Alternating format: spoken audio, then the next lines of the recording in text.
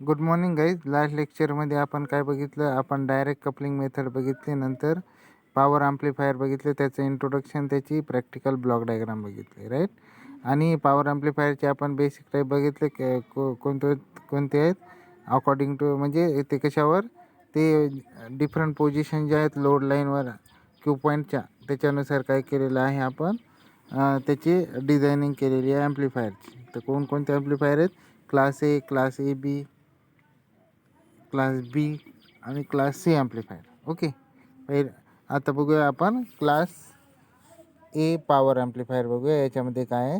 पहिला, the class A power amplifier is operated at the centre of the load line as it is illustrated in the figure 3.10.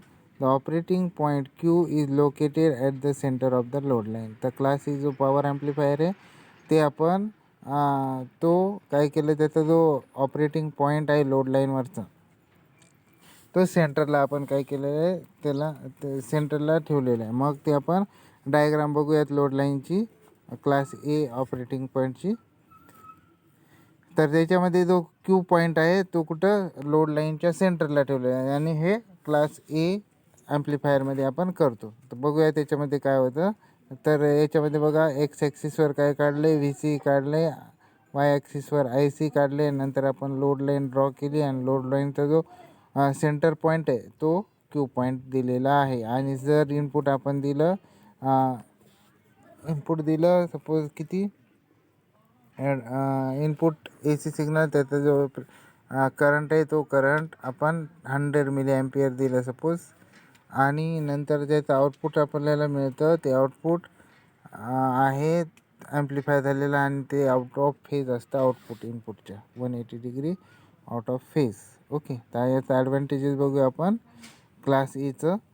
तर class एचं advantage आहे, the output of the class A amplifier is undistorted and full cycle of input signal is amplified. तर हे output जे असतं class ए ॲम्प्लिफायरचं, ते याच्यामध्ये distortion येत नाही, आणि हे फुल जी सायकल आहे इनपुट सायकल, ते फुल इनपुट सायकलला ॲम्प्लिफाय करतं. नंतर transistor conducts for 360 degree, that is it amplifies the phase complete input signal. The transistor is operated in active region. तर हे जे ट्रान्झिस्टर आहे, तर कशासाठी 360 डिग्री मध्ये ऑपरेट होतं. म्हणजेच काय, तो जे कंप्लीट वेव आहे ना, ती 360ची असते. ते काय करतं, ती कंप्लीट इनपुट सिग्नल जे आहे त्याला ॲम्प्लिफाय करतं. आणि हा जो ट्रान्झिस्टर आहे, ॲज ॲन ॲम्प्लिफायर कोणत्या रिजनमध्ये काम करत असतो? ॲक्टिव्ह रिजनमध्ये. ओके. तर आता डिसॲडव्हान्टेज बघूया. Disadvantage, refer the figure 3.10. at zero signal condition, when input signal is 0 or when the input signal is absent, collector current of 100 milliampere flows through the transistor, and VCE on x-axis it is 8 volt. Therefore the power loss across the transistor is, power loss is equal to 8 volt into 100 milliampere is equal to 800 milliwatt. The efficiency of class A amplifier is only 25%. It is poor efficiency. तर disadvantage काय असतं बघा, जेव्हा आपण signal देत नाही, म्हणजे input signal 0 असतो, किंवा जो इनपुट सिग्नल आहे तो ॲब्सेंट असतो, मग तेव्हा जे 0 पॉईंटला जे आहे तो त्या ॲब्सेंट, म्हणजे जेव्हा 0 इनपुट सिग्नल असतं त्या पॉईंटला, म्हणजे क्वेश्चन पॉईंटचे जे सेंटर आहे ते म्हणजे 0 पॉईंट. मग त्या 0 पॉईंटला कलेक्टर करंटमधनं जेव्हा इनपुट सिग्नल ॲब्सेंट असतं तेव्हा कलेक्टर करंट 100 मिली ॲम्पियर एवढा फ्लो होतो ट्रान्झिस्टर थ्रू, ट्रान्झिस्टरच्या कलेक्टर थ्रू. आणि त्याच्या अक्रॉस जे व्होल्टेज डेव्हलप होतं ते क्यू पॉईंटचं जे सेंटर म्हणजे पॉईंट आहे तो 8 व्होल्ट, राईट. तर व्ही सी असतं तेव्हा 8 व्होल्ट एक्स ॲक्सिसवर. आणि मग त्याच्यामुळे त्याचा जो पॉवर लॉस होतो ट्रान्झिस्टरच्या अक्रॉस, तर पॉवर लॉसचा फॉर्म्युला काय, P loss is equal to 8 volt into 100 milli ampere is equal to 800 milliwatt. तर त्याच्यामुळं त्याचा पॉवर लॉस किती होतो विदाऊट गिविंग इनपुट सिग्नल, तर पॉवर लॉस होतो 800 मिलीवॅट एवढा. त्याच्यामुळं तर क्लास ए ॲम्प्लिफायरची जी इफिशियन्सी आहे फक्त किती 25% आहे. म्हणून जेव्हा जर ॲम्प्लिफायर आहे म्हणजे क्लास ए जो पॉवर ॲम्प्लिफायर आहे त्याची इफिशियन्सी पुअर आहे. का तर याची इफिशियन्सी फक्त 25% आहे, म्हणून तो जास्त वापरत नाही. तर नेक्स्ट त्याच्या ती इफिशियन्सी ओव्हरकम करण्यासाठी आपण दुसरा पॉवर ॲम्प्लिफायर वापरतो, तो म्हणजे काय क्लास बी पॉवर ॲम्प्लिफायर. तर आता बघूया क्लास बी पॉवर ॲम्प्लिफायर काय. In class B power amplifier transistor is biased at cut off as illustrated in figure 3.11. The operating point is adjusted at cutoff. The result of this under zero signal condition transistor is in cutoff, therefore less wastage of power takes place under zero signal condition. तर याच्यामध्ये बघूया की याच्या class ए तर बघितलं, class बी चा operating point बघूया. तर याच्यामध्ये बघा आपण काय केलं आहे, क्लास बीचा जो ऑपरेटिंग पॉईंट आहे तर कट ऑफ जो पॉईंट आहे एक्स ॲक्सिसवर त्या कट ऑफ पॉईंटला दिलेला आहे. तर त्या कट ऑफ पॉईंटवर जर आपण इनपुट सिग्नल दिलं तर इनपुट सिग्नल काय होतं ते पण डिस्टॉर्टेड आणि आपल्याला जे आउटपुट मिळतं ते आउटपुट पण डिस्टॉर्टेड आउटपुट मिळतं. जी निगेटिव्ह हाफ सायकल आहे ती काय होते डिस्टॉर्ट होऊन जाते, व्हॅनिश होऊन जाते, इलिमिनेट. फक्त आपल्याला पॉझिटिव्ह हाफ सायकल जी आहे त्याचंच आउटपुट मिळत असतं. तर ते बघूया याच्यामध्ये काय आहे. तर ते कट ऑफ आणि जेव्हा आपण झिरो सिग्नल कंडिशन देतो काय जेव्हा आपण झिरो सिग्नल कंडिशन देतो तेव्हा ट्रान्झिस्टर कट ऑफ स्टेटमध्ये राहतं आणि तर कट ऑफ स्टेटमध्ये राहिल्यावर त्याच्यामध्ये लेस्ट वेस्टेज ऑफ पॉवर जाते. कुठं झिरो सिग्नल कंडिशनला, म्हणजे त्याच्या पॉवर जी लॉस आहे ते कट ऑफ स्टेटमध्ये झाल्यामुळं कमी होते. तर याचा ॲडव्हान्टेजेस बघूया आपण काय होतं ते. Since only half cycle is amplified as shown, during the negative half cycle of the input transistor remains cut off, but the efficiency increases about 78.5% because of when the signal is zero, transistor is off, current to the transistor is zero. तर इथं बघा याच्यामध्ये काय होतं advantage म्हणजे काय, फक्त half जी cycle आहे तीच ॲम्प्लिफाईड होते, ते आपण डायग्राममध्ये बघितलं. आणि निगेटिव्ह हाफ सायकलमध्ये जर गेलं तर काय होतं तर म्हणजे निगेटिव्ह जी हाफ सायकल आहे म्हणजे इनपुट सिग्नलची, तेव्हा ट्रान्झिस्टर कशामध्ये तेव्हा ट्रान्झिस्टर कट ऑफ स्टेटमध्ये जातं आणि त्याच्यामुळं कट ऑफ स्टेटमध्ये जरी गेलं तर त्याची जी एफिशियन्सी ती इन्क्रीज होते. ती किती 78.5 एवढी इन्क्रीज होते. आधी क्लास एमध्ये ओन्ली 25 होती, राईट. का तर जेव्हा आपलं जो इनपुट सिग्नल आहे तेव्हा सर्किट मग अबसेंट असतं तेव्हा ट्रान्झिस्टर काय होतो ऑफ राहतो म्हणजे कट ऑफ स्टेटमध्ये आणि त्याच्यातून जो करंट फ्लो होतो तो करंट फ्लो एकदम झिरो होतो. त्याच्यामुळे जो पॉवर लॉस होणार आहे कट ऑफ स्टेटमध्ये तो पॉवर लॉस होत नाही. हा एक ॲडव्हान्टेज, म्हणून त्याची इफिशियन्सी काय 78.5% वाढते, right.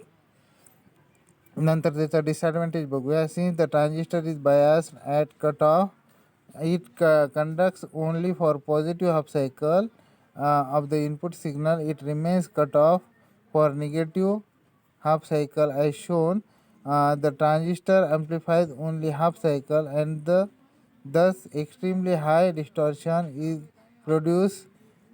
There is a crossover distortion. आता याच्यामध्ये डिसॲडव्हान्टेजमध्ये काय आहे, तर ट्रान्झिस्टर आपण कट ऑफला काय करतो बायसिंग करतो, राईट. मग ते कुठं जे इनपुट सायकल जी आहे त्याच्या पॉझिटिव्ह हाफ सायकलला कंडक्ट होतं आणि ती सिग्नल ॲम्प्लिफाय करतं आणि निगेटिव्ह इनपुट सिग्नलच्या निगेटिव्ह हाफ सायकलला काय तो कट ऑफमध्ये जातो आणि मग ट्रान्झिस्टर फक्त काय जी पॉझिटिव्ह हाफ सायकल आहे तेच ॲम्प्लिफाय करतो आणि त्याच्यामुळं त्याचं आणि निगेटिव्ह हाफ सायकलला कट ऑफ असल्यामुळं तुम्हाला काय जे आउटपुट आहे तर तुम्हाला आउटपुटला निगेटिव्ह व्हॅनिशच होऊन जातं म्हणजे डिस्टॉर्टेड तुम्हाला आउटपुट मिळतं म्हणजे एक्स्ट्रीमली हाय डिस्टॉर्शन आपल्याला मिळतं. आणि तर त्याच डिस्टॉर्शनला काय बोलतात, त्या डिस्टॉर्शनला बोलतात that is cross over distortion. Okay, मग बघू Practically class B mode is operated in push-pull arrangement in which two transistors are connected in series so that one half cycle is amplified by one transistor and other half cycle by other transistor. तर practically हे जे class B amplifier आहे class बी मोडमधला ते push pull अरेंजमेंटमध्ये operate होतात. तर याच्यामध्ये push pull अरेंजमेंटसाठी काय किती 2 ट्रान्झिस्टर सिरीजमध्ये कनेक्ट केलेले असतात. तर पहिला जो ट्रान्झिस्टर आहे तो पहिल्या हाफ सायकलला ॲम्प्लिफाय करतो आणि दुसरा जो ट्रान्झिस्टर आहे दुसऱ्या हाफ सायकलला ॲम्प्लिफाय करतो. तर बघूया आपण class B push pull amplifier. Okay, तर क्लास बी पुशपुल ॲम्प्लिफायरमध्ये बघा the figure 3.12 shows a typical push-pull class B amplifier. In positive half cycle, transistor T1 is on for 180 degree and current flows through the output transformer. Therefore,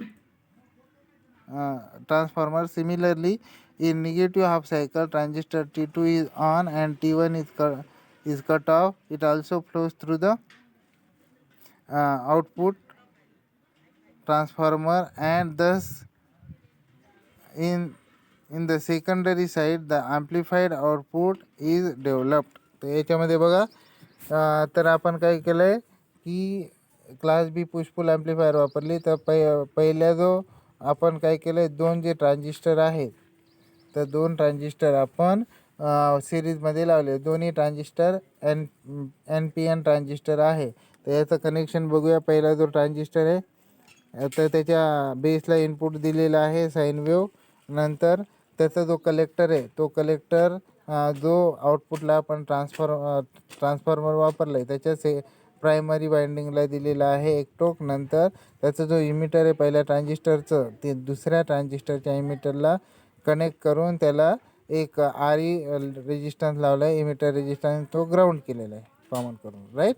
आणि त्याच्या बेसला transistor T2च्या बेसला एक आपण 180 degree phase shift असलेली wave म्हणजे पहिली sine wave जी होती ते पहिल्याला positive half cycle आणि निगेटिव्ह हाफ सायकल अशी साईन वेव्ह दिली. दुसऱ्या ट्रान्झिस्टरला निगेटिव्ह हाफ सायकल आणि पॉझिटिव्ह हाफ सायकल दोघांमध्ये पहिल्या इनपुटमध्ये काय 180 डिग्री फेज शिफ्ट असलेलं इनपुट दिलं. ओके, आणि दुसऱ्या जो ट्रान्झिस्टरचा जो कलेक्टर आहे तो कलेक्टर काय केलं जो प्रायमरी वाइंडिंगचं दुसरी टर्मिनल आहे त्याला कनेक्ट केलेलं आहे.